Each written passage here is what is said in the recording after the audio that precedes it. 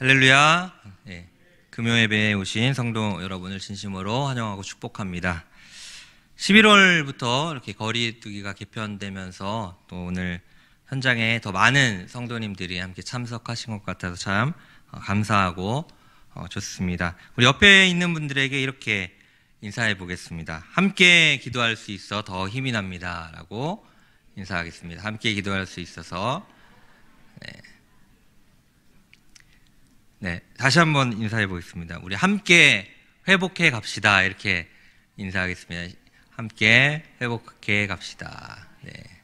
네, 우리 거리두기 이제 개편이 그렇잖아요. 우리 일상 회복 거리두기 그렇게 이제 이름이 명칭이 바뀌었는데 뭐 이런 거리두기와 일상을 회복할 뿐만이 아니라 우리 신앙도 같이 함께 회복해 갔으면 좋겠습니다.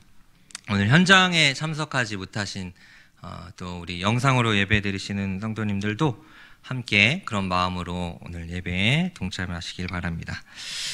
이제 사회적 거리두기라는 명칭이 바뀌었죠. 조금 생소하기도 하지만 단계적 일상 회복 거리두기, 좀 이름이 깁니다. 그렇게 바뀌었습니다. 단계적 일상 회복 거리두기. 거리두기는 있지만 단계적으로 이제 일상을 회복하겠다, 이제 그런 이름으로 바뀌었습니다. 이렇게 코로나로 인해 이제 경직되었던 우리의 일상이 이제 회복되어 가겠다, 이제라는 것인데, 물론 우리 사람이 이런 회복을 이제 계획하고 진행할지라도 결국에 하나님의 은혜가 더욱 필요한 줄 믿습니다. 이렇게 단계적으로 일상을 회복하겠다는 것을 이제 위드 코로나라고 또 그렇게 한 단어로 함축할 수 있습니다. 그러니까 코로나와 함께 간다는 것이죠. 코로나와 함께. 코로나가 완전히 사라지기는 힘들기 때문에 이제 코로나와 공존하며 일상을 회복하려는 그런 것들을 이제 진행하고 있는 것입니다. 이렇게 우리는 코로나 시대에 살고 있다고 할 수 있습니다. 물론 이제 회복하고자 하는 그런 단계, 그런 과정 가운데 있지만 우리는 코로나와 함께하는 또 그 코로나로 인해 바뀌어버린 이런 시대 속에 우리가 살아가고 있습니다. 위드 코로나라고 말을 할지라도 이 코로나 이전과는 좀 같을 수는 없을 것 같습니다. 뭐 상황적으로도 그렇고 뭐 코로나 바이러스가 있다는 것, 뭐 이것뿐만이 아니라 이 사회의 어떤 문화와 사람들의 생각들, 어떤 사고방식, 또 교회를 바라보는 시선, 이런 모든 것들이 이전과는 이제 같을 수는 없을 거라고 생각합니다. 그래서 오늘 말씀은 코로나 시대의 교회가 무엇을 간구해야 하는가라는 제목으로 오늘 성도님들과 함께 이렇게 코로나 시대가 장기화되고 있는 이 시점에 교회가 과연 하나님께 간구해야 할 것이 무엇인지를 함께 나누고자 합니다. 오늘 말씀을 통해 성령님께서 우리 개인과 교회에게 하시고자 하는 말씀을, 그 음성을 듣고 믿음으로 반응하는 저와 여러분이 되기를 진심으로 축복합니다. 코로나 팬데믹을 우리가 겪으면서 또 사회도 그렇고 교회도 그렇고 공통적으로 겪게 되는 것이 뭐냐면은 순간순간 당면한 문제들을 어떻게 해결해야 할지 또 고민하는 일들이 많아졌습니다. 순간순간에 이전에 우리가 쭉 살아왔던 어떤 그런 패턴대로 그렇게 계획하고 살아가는 게 아니라 새로운 숙제들, 새로운 과제들을 만났을 때 어떻게 이거를 결정하고 해결해야 할까? 이제 이런 게 되게 많아졌다는 것이죠. 마치 시험지에서 한 문제 열심히 다 풀었는데 보니까 다음 문제가 또 있습니다. 다음 문제 열심히 풀었더니 또 아래에 또 문제가 있고, 마치 그런 것처럼 이런 새로운 과제가 있어서 이거 어떻게 해야 될까? 열심히 막 고민하면서 결정했는데 또 한 달 뒤에, 몇 달 뒤에 또 새로운 어떤 과제들이 있는 것들을 이제 경험하게 됩니다. 그래서 이런 상황 가운데 우리가 이 새로운 문제들을 어떻게 대처해야 할까? 어떻게 해결해야 할까? 그리고 지금 상황에서 어떤 판단을 내리고 행동해야 할까? 이제 고민하는 일들이 많아졌다는 것이죠. 교회 같은 경우를 생각해 보시면은 처음에 우리가 코로나가 처음 생겼을 때 대면 예배를 드려야 할까? 아니면 영상 예배를 드려야 할까? 이런 생각을 이제 많이 했죠. 어떻게 해야 지금 지혜로운 그런 대처일까? 또 교회 방역은 어떻게 해야 될까? 그래서 처음에 막 어떻게 방역을 해야 될지, 어떤 약품을 써야 될지, 어떻게 발열 체크해야 할지 막 그런 고민을 많이 했죠. 또 찬양대회는 어떻게 해야 될까? 서야 될까? 말아야 될까? 서면은 어떻게 연습해야 되지? 막 이제 이런 고민들도 하게 됩니다. 또 차량 운행은 어떻게 해야 할까? 차량 운행 하려면은 다 해야 될까? 아니면 일부만 해야 될까? 막 이런 생각할 것들이 참 많이 있습니다. 이렇게 코로나를 겪으면서 이전보다 우리가 생각하고 고민해야 할 것들, 또 결정해야 할 것들이 많아졌다고 할 수 있습니다.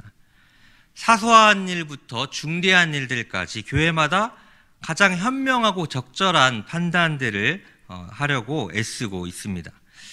그래도 참 감사한 것은 우리 김포제일교회가 방역이나 여러 면에 있어서 잘 대처하고 있다는 점이 참 감사합니다. 얼마 전에도 시청에서 이렇게 방역을 점검하려고 우리 교회에 방문한 적이 있는데, 이렇게 시청에서 직원들이 찾아올 때마다 하는 이야기가 김포제일교회는 방역을 잘하고 있어서 걱정을 안 한다라고 그렇게 말을 했습니다.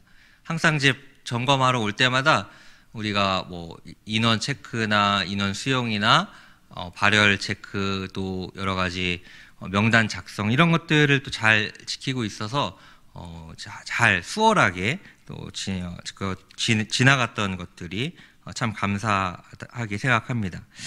오늘 교회마다 이렇게 오늘날 코로나 팬데믹이라는 시련을 어떻게 대처해 나가야 할지 고민하고 이렇게 기도하고 있는 이제 그런 것들처럼 오늘 야고보서의 수신자였던 흩어진 그리스도인들에게도 많은 시련들이 있었고 그 시련들 앞에 어떻게 대처해야 할지 고민하는 모습들이 있었습니다.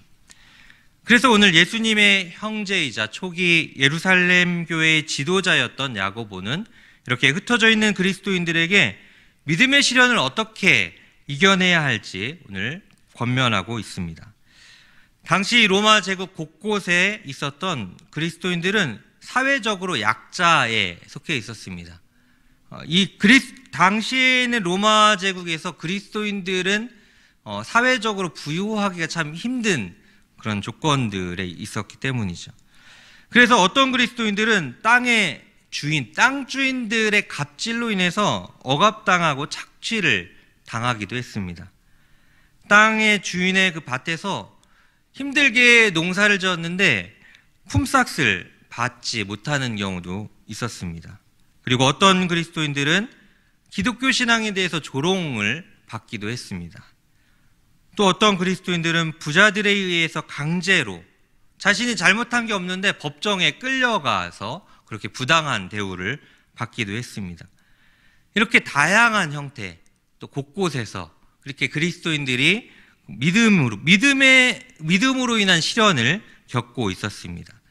이런 상황에 있는 그리스도인들에게 야고보는 믿음의 시련 앞에 인내하고 또한 심판자이면서 우리의 구원자 되신 예수님의 그 재림의 때가 가까웠다라는 것을 기억하라라고 오늘 권면하고 있습니다. 오늘 본문 바로 앞단락에서는 여러 가지 시험을 당하거든 온전히 기쁘게 여기라라고 야고보가 권면하고 있습니다. 여러 가지 시험을 당하는데 온전히 기쁘게 여기라. 왜냐하면 믿음의 시련이 인내를 만들어내기 때문이다라고 말합니다. 그러니까 믿음의 시련, 하나님을 믿는 이 신앙 때문에 겪게 되는 다양한 시련을 겪을 때 기쁘게 여기라는 것이죠. 시련 자체가 기쁜 사람이 있을까요? 막 힘든 일을 겪었을 때, 시련을 겪을 때 참 기쁘다라고 생각하는 사람은 없을 것입니다. 그런데 시련으로 인한 결과 때문에 기쁘게 여기라고 야고보가 말하는 것이죠. 그 결과 때문에 그런 것이죠. 시련으로 인한 결과. 시련으로 인한 결과가 무엇일까요? 믿음의 시련을 잘 견뎌내면 그것이 인내를 만들어낸다라고 앞 단락에서 말을 하고 있습니다. 믿음의 시련을 잘 견뎌내면 그것이 인내를 만들어낸다는 것이죠. 사도 바울은 로마서 5장 3절과 4절에서 이렇게 말씀을 하고 있는데 제가 읽어드리겠습니다. 다만 이뿐 아니라 우리가 환난 중에도 즐거워하나니 이는 환난은 인내를, 인내는 연단을, 연단은 소망을 이루는 줄 알미로다. 아멘. 사도 바울이 이렇게 로마서 5장 3절 4절에서 말하는 내용도 야고보가 말하는 것과 같은 맥락에 있습니다. 환난을 당하는데 즐거워한다. 그런데 그 이유는 환난이 인내를 만들어내고 인내는 연단을 만들어내기 때문이다라고 바울 사도도 동일하게 말을 하고 있습니다. 환난이 인내를 만들어내고 그것이 또 연단을 만들어낸다. 가수 김종국이라는 가수를 아마 잘 아실 것입니다. 아마 이 자리에 계신 성도님들은 가수로서 더 많이 기억을 하실 텐데요. 요즘에 이 김종국 씨가 좀 활동하는 것을 보면 운동으로, 헬스, 그 운동으로 이렇게 많은 좀 방송이나 아니면 개인 유튜브로 활동을 하고 있습니다.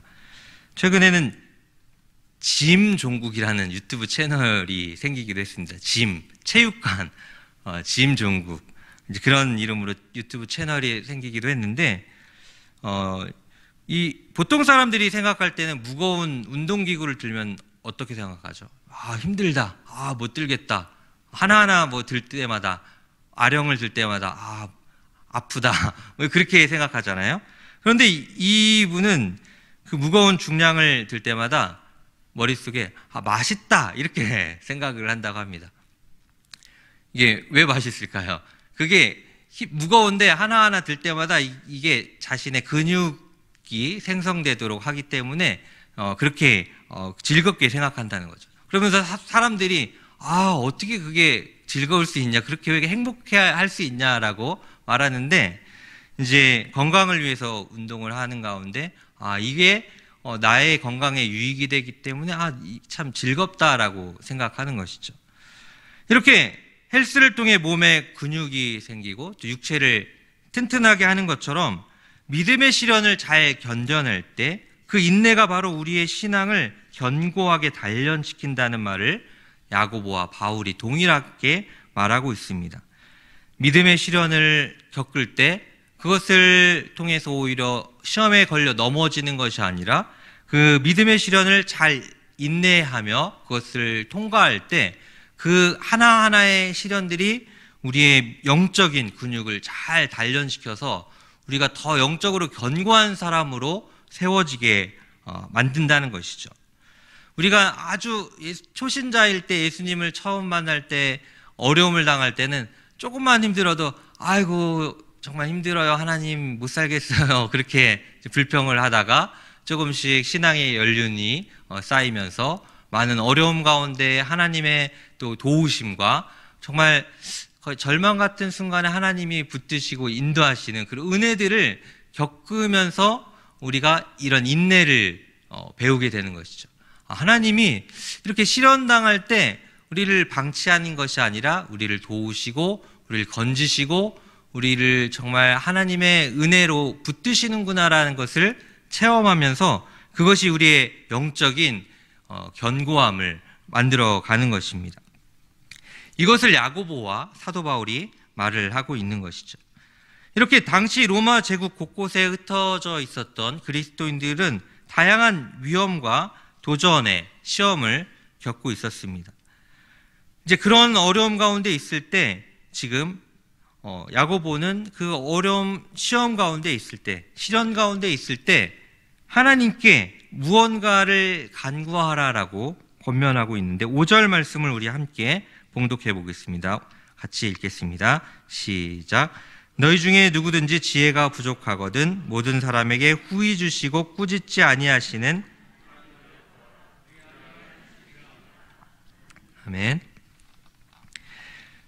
5절에서 야고보 사도는 이렇게 믿음의 시련에 대해서 말한 다음에 지혜가 부족하거든 모든 사람에게 후히 주시고 꾸짖지 아니하시는 하나님께 구하라라고 권면하고 있습니다.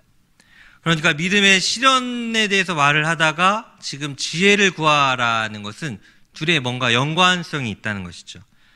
그러니까 시험 가운데 이 시험을 어떻게 대처해야 할지, 내가 뭘 해야 할지 막막할 때, 고난 가운데 있을 때, 이 하나님을 믿는 신앙 때문에 많은 도전과 어려움 가운데 있을 때, 위기 가운데 있을 때 어떻게 해야 할지 막막한 그 순간에 지혜를 구하라라고 말합니다.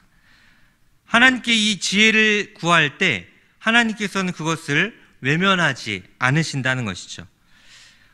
마태복음 7장 7절에서 이렇게 예수님께서 말씀하셨는데 제가 읽어드리겠습니다. 구하라 그리하면 너희에게 주실 것이요, 찾으라 그리하면 찾아낼 것이요, 문을 두드리라 그리하면 너희에게 열릴 것이니. 아멘. 예수님도 그렇게 말씀하셨습니다. 예수님께서 구하라 그리하면 너희에게 주실 것이고, 찾으라 그리하면 찾아낼 것이다. 그것을 찾는 자들에게 하나님께서 찾아내도록 하실 것이고, 문을 두드리라 그리하면 그것이 열릴 것이다 라고 예수님이 말씀하셨습니다. 이러한 예수님의 말씀을 바탕으로 야고보가 오늘 말을 하고 있는 것이죠. 이렇게 야고보는 하나님께서 그 하나님께 구하는 자에게 후히 주신다라고 말을 하고 있습니다. 모든 사람에게 후히 주신다는 것이죠. 후히 준다는 것은 어떤 말일까요? 너그럽게, 무조건, 기꺼이 준다는 것입니다. 무언가를 이렇게 달라고 했는데 주긴 주는데 조금 주고 찔끔 주고, 이게 받았는지 안 받았는지 티가 안 나게 주고 그런 게 아니라 후히 주신다고 합니다. 너그럽게, 기꺼이 이제 그렇게 주신다고 합니다. 그렇게 하나님께서는 모든 그리스도인들이 하나님께 간구하고 구할 때 그것들을 거절하거나 사양하지 않고 그냥 아낌없이 주시는 분이라고 말씀하는 것이죠. 하나님은 바로 그런 분이라고 오늘 말씀합니다. 또 이어서 하나님은 꾸짖지 아니하시는 분이라고 말씀하고 있는데, 꾸짖는다는 것은 비난하는 것, 또 책망하고 나무라 한다, 이런 말입니다. 무언가를 요청했을 때 그거 왜 구하냐, 왜 기도하냐, 그렇게 꾸짖지 않는다는 것이죠. 어렸을 때 이제 이런 경우들이 있죠. 이렇게 뭔가를 부모님한테 얘기했는데, 뭐 사달라고 했는데 이제 말했더니 오히려 더 혼나고, 이제 그런 경우들이 이제 아이들 같은 경우에 이제 있습니다. 왜 이제 약간 부모님 입장에서는 좀 이해가 안 되는 걸 이제 요청하고 요구할 때 이제 그렇게 나무라고 비난하고 이제 혼낼 때가 있죠. 그런데 하나님은 그렇지 않는 하나님이라고 말합니다. 하나님께서는 그렇게 간구하는 자들에게, 지혜를 구하는 자들에게 그것도 모르냐, 당연히 이 정도 신앙생활 5년 했고 10년 하면 30년 하면 당연히 알아야지, 그걸 왜 구하냐라고 꾸짖고 책망하는 분이 아니라라고 말하고 있습니다. 하나님께서는 이렇게 자신의 부족함을, 자신의 지혜 없음을 알고 하나님께 간구할 때 그것을 책망하고 나무라고, 또 하나님께서는 그것을 지혜를 주더라도 조금 주고 거의 티 안 나게 주고 그런 분이 아니라 너그럽게 후히 주신다라고 말씀하고 있습니다.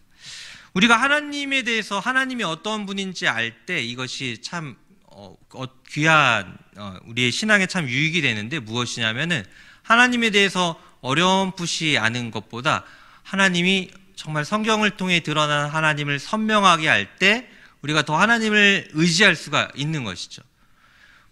복음서에서 드러난 예수님의 다양한 이적과 예수님의 그런 놀라운 기적들을 통해서 예수님이 전능하신 분이시구나, 풍랑을 잠잠케 하시고 또 물이 포도주 되게 하시고 정말 병든 자를 고치시는 하나님이구나라는 것을 우리가 알 수가 있습니다. 이렇게 복음서를 통해 예수님이 어떤 분이신지 알 때 우리는 예수님을 더 의지하게 되고 예수님을 더 신뢰하게 되는 것이죠. 이런 것처럼 야고보 역시 하나님이 바로 이런 분이다라고 말하면서, 그러니까 지혜를 구하라, 그렇게 권면하고 있습니다. 후히 주시고 꾸짖지 않는 하나님, 바로 이 하나님 앞에 이 믿음의 시련에 처한 우리들이 하나님께 지혜를 구하라라고 말하고 있습니다.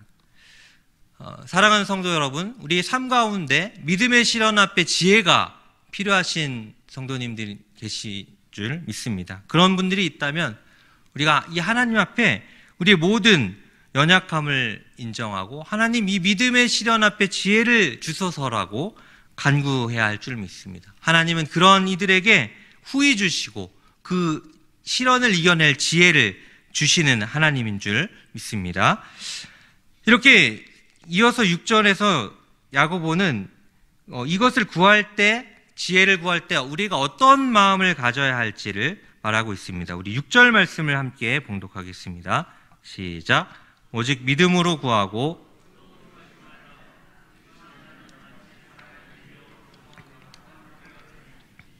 아멘. 6절에서는 우리가 하나님께 지혜를 구할 때 이 믿음의 실현 앞에 어떻게 하나님 제가 해결해야 되고 대처해야 할까요? 이 문제를 어떻게 해결해야 할까요? 라고 구하는 가운데 우리가 주의해야 할 점을 말씀하고 있습니다. 오직 믿음으로 구하라라고 합니다. 오직 믿음으로. 그러니까 우리가 하나님께 구할 때, 간구할 때, 지혜를 간구할 때 이것이 가장 중요하다는 것이죠. 믿음으로, 오직 믿음으로 구하라. 반대는 뭘까요? 불신, 막 하나님을 신뢰하지 못하고 구하지만 과연 들어주실까?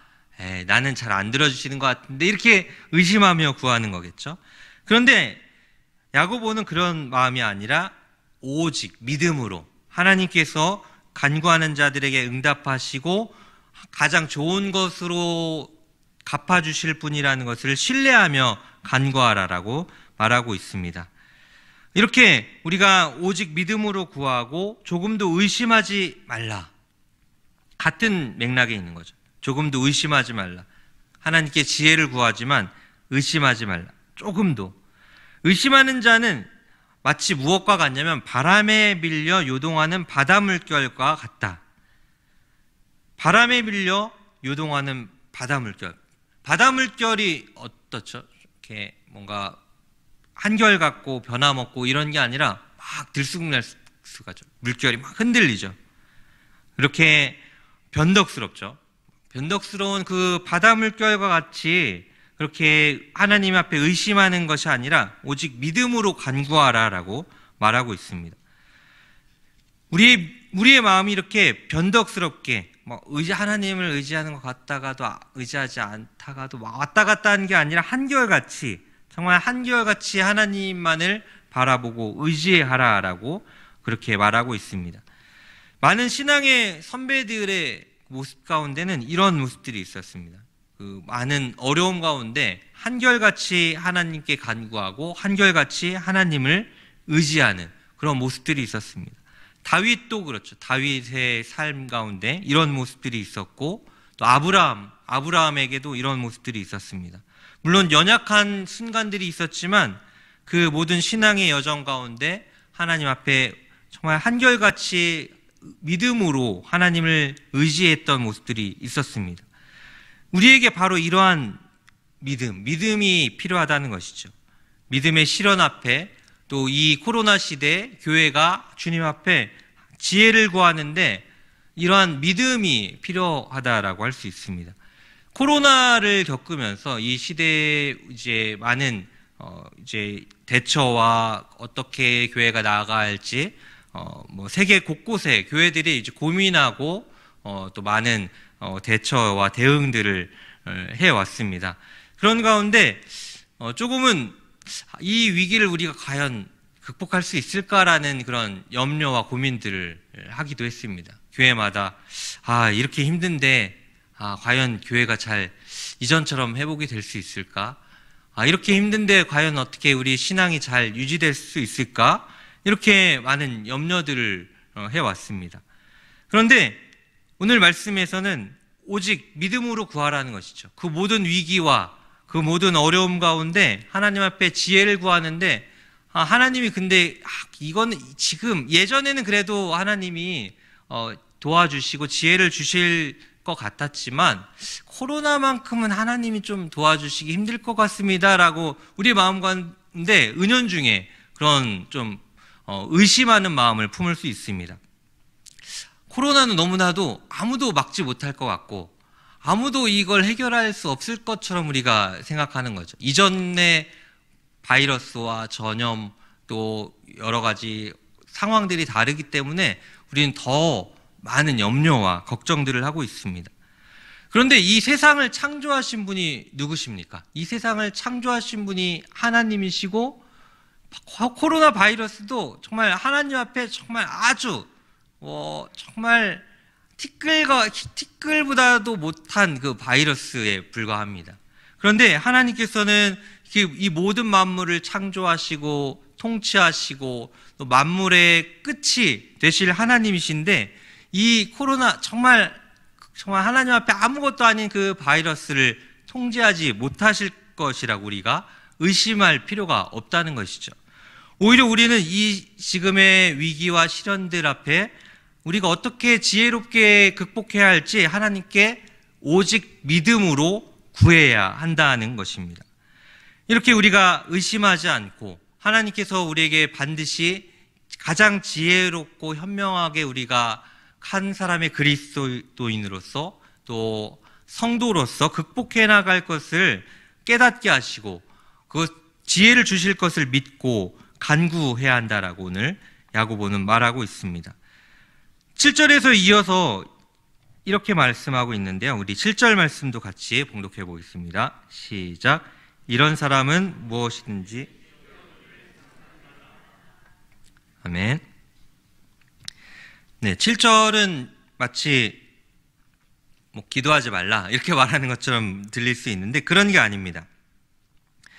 이렇게 의심하는 자, 정말 하나님께 간구하는데 지혜를 간구하는데 의심하면서 그렇게 구한다면은 그 하나님께 주께 얻기를 기대하지 말라라는 것이죠. 이것은 진짜 그렇게 생각해라, 그렇게 하나님이 주시지 않을 것이다, 그렇게 부정적으로 말하는 것이 아니라 좀 강조하고 있는 것이죠. 하나님을 신뢰하지 않는 자는 마치 그렇게 주께 얻기를 생각하지 않을 정도로 정말 하나님이 간구하는 자들에게 지혜를 주신다는 게 확실하다라고 말하고 있습니다. 8절에서는 이제 두 마음을 품어 모든 일에 정함이 없는 자라고 말하고 있는데 이런 것은 두 마음을 품어 모든 일에 정함이 없는 자다 그렇게 말하고 있습니다. 8절 말씀이 우리가 좀 이해할 때 좀 이 흐름에서 좀 어렵다라고 느낄 수 있는데 같은 맥락으로 생각하시면 됩니다. 그러니까 하나님께 지혜를 구하는데 믿음으로 구해라, 두 마음을 품지 말라, 그러니까 의심하지 말라, 그 말씀을 하고 있는 것입니다.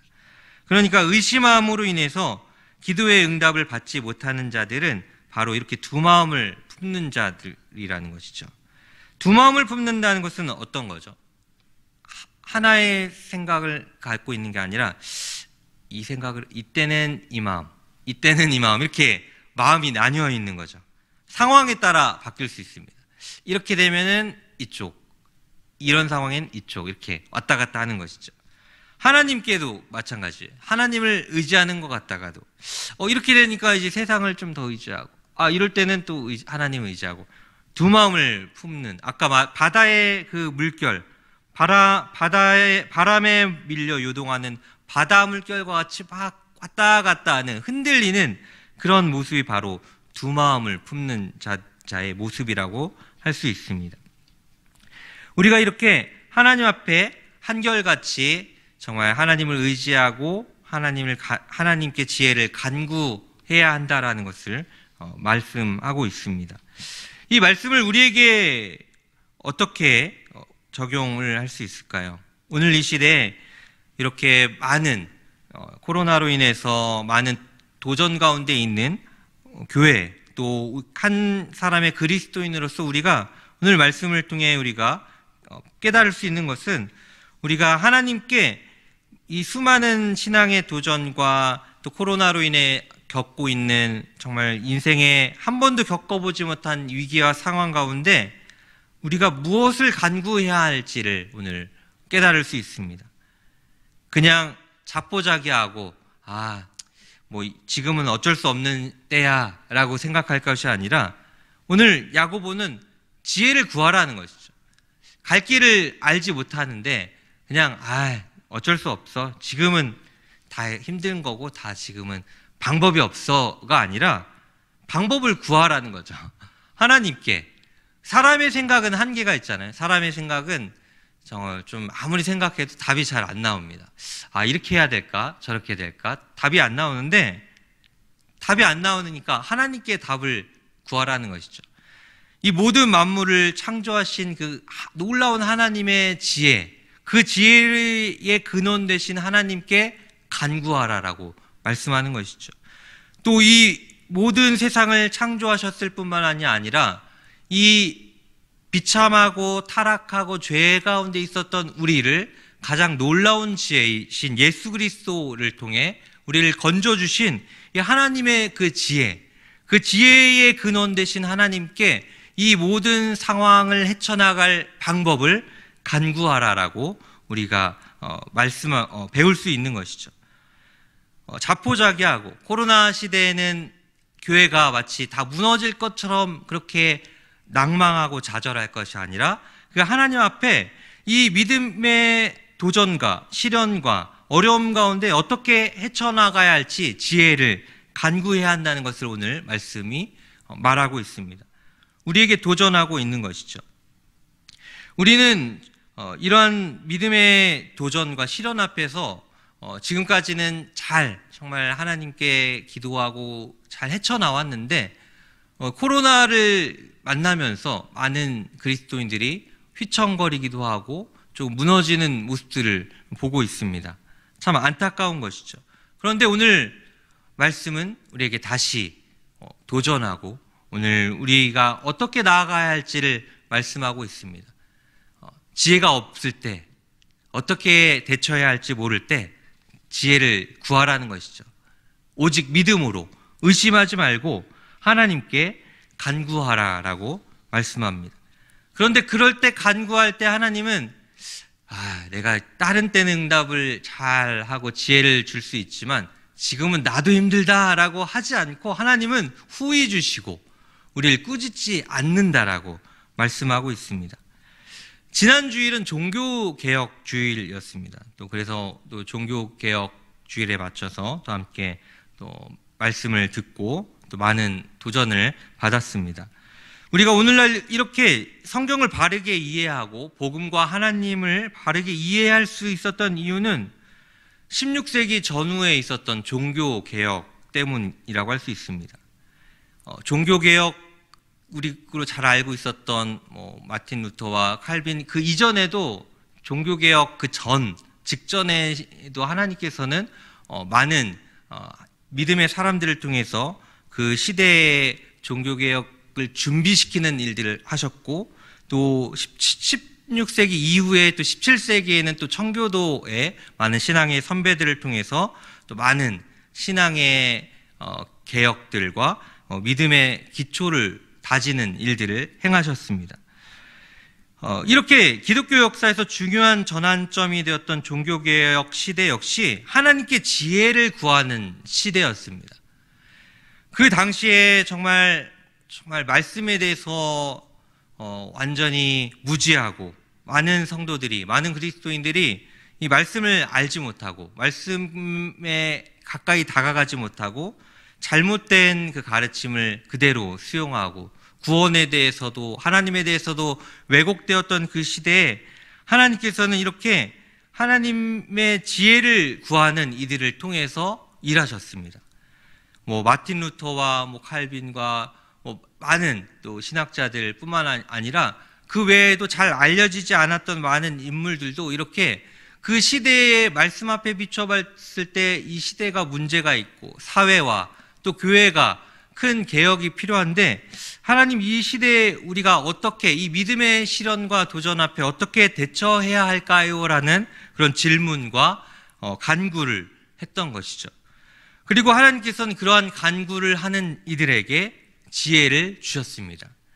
하나님께서는 그 시대의 문제가 무엇이 잘못되었고 어떻게 대처해야 할 것이고 또 어떻게 이 문제들을 풀어가야 할지를 이들에게 깨닫게 하여 주셨고 또 그런 이들을 하나님께 지혜를 간구하고 그것을 소유한 이들을 통해서 종교 개혁이 일어난 것입니다. 오늘날도 마찬가지죠. 오늘날도 코로나는 신앙의 큰 도전이지만 이건 극복하기 너무나도 힘이 들고 참 불가능할 수도 있어라고 생각하는 사람이 있을 수도 있습니다.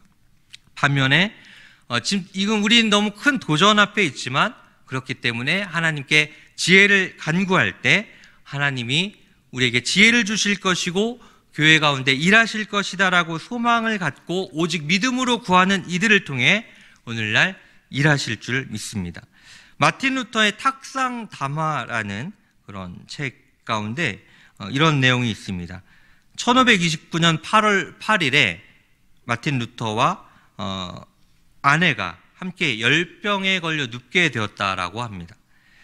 이질 그리고 좌골신경통을 비롯해서 수십 가지 질병에 시달리는 상태에서 루터는 이렇게 말을 했습니다. 좀 길지만 제가 한번 읽어드리겠습니다.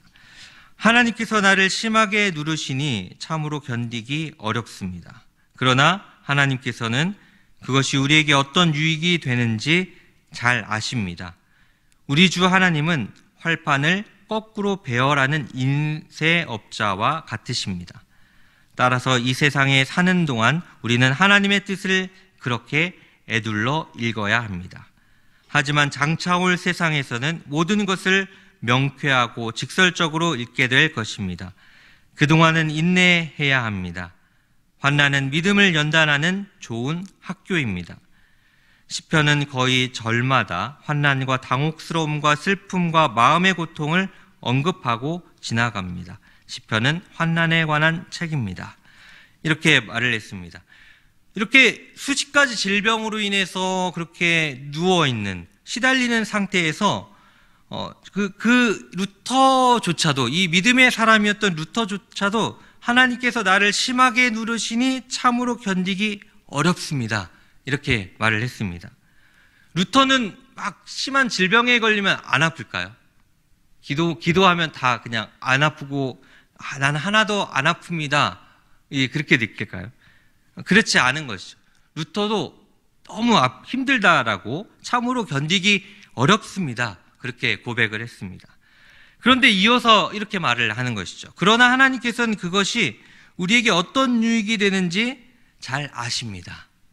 그리고 뒤에 보면 이렇게 말을 했습니다. 환난은 믿음을 연단하는 좋은 학교입니다. 그렇게 고백을 했습니다. 정말 그런 것이죠. 환난은 믿음을 연단하는 좋은 학교입니다. 믿음의 시련, 지금 우리가 겪고 있는 이 코로나 시대에 교회가 처한 위기와 상황들은 믿음을 연단하는 좋은 학교라고 할 수 있습니다. 이렇게 믿음의 시련 가운데 있을 때 우리가 이 시기에 좌절하고 낭망할 것이 아니라 지혜를 구해야 한다는 것이죠. 사랑하는 성도 여러분, 교회가 코로나 시대를 지나가고 있습니다. 우리는 다양한 신앙의 도전 앞에 놓여 있습니다.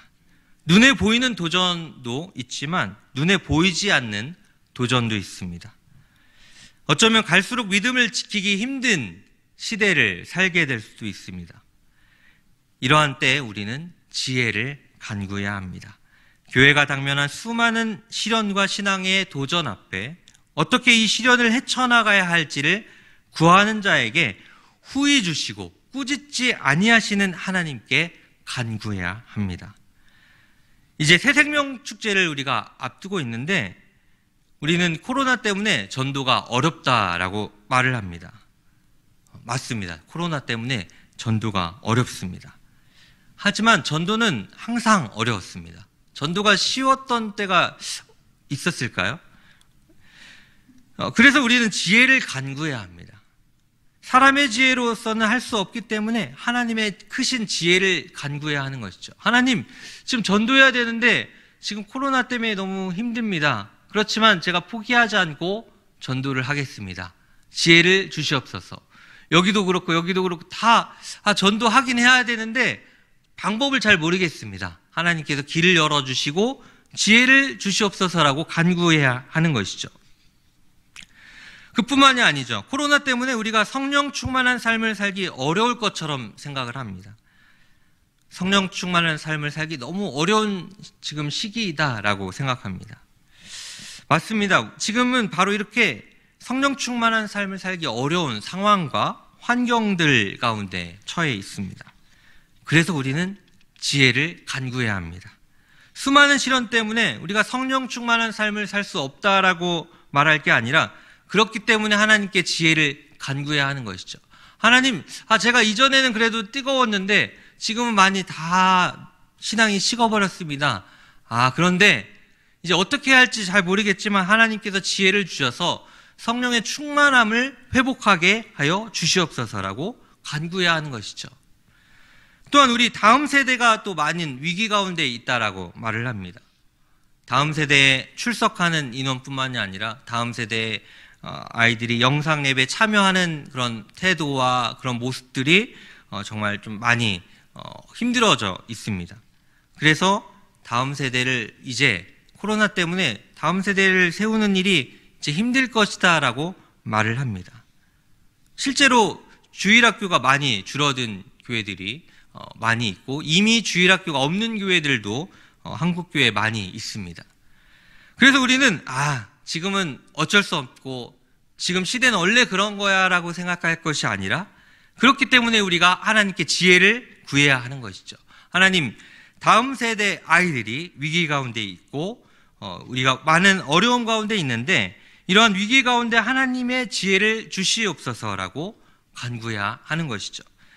교사로 섬기는 이들은 그 위치에서 간구해야 할 것이고 또 교사로 섬기지 않고 있는 성도님들도 그 자리에서 간구해야 할 것입니다. 또 영적 후견인으로서 또 지원하신 분들이 더 많이 있는데 그 위치에서 후견인들, 그 아이들, 저 대상자들을 위해서 정말 간절한 마음으로 하나님께 지혜를 구하며 기도해야 하는 것이죠.